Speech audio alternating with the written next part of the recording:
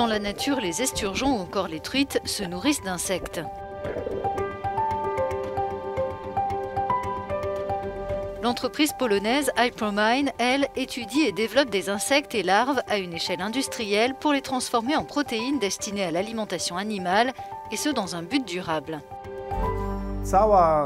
Tout ce que l'on fait correspond strictement au pacte vert européen, car cela veut dire générer moins d'émissions de CO2 et réutiliser des déchets de différentes sortes, notamment des déchets pré-consommation, comme on les appelle, c'est-à-dire différents types de produits dérivés de l'industrie agroalimentaire, mais uniquement végétaux.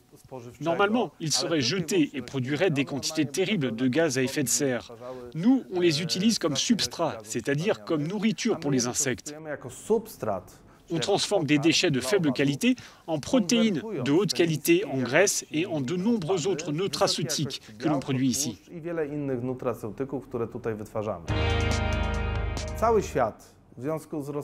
Nous sommes de plus en plus nombreux dans le monde. La consommation alimentaire augmente et dans de nombreuses régions, les gens veulent avoir une meilleure alimentation et manger du poisson.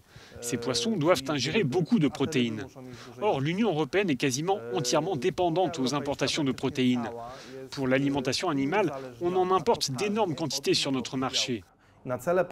L'un des principaux objectifs de l'Union, c'est d'encourager la diversification des sources locales de protéines. De cette manière, elles ne seront pas importées et n'auront pas une empreinte carbone élevée, et cela contribue aussi à la sécurité alimentaire.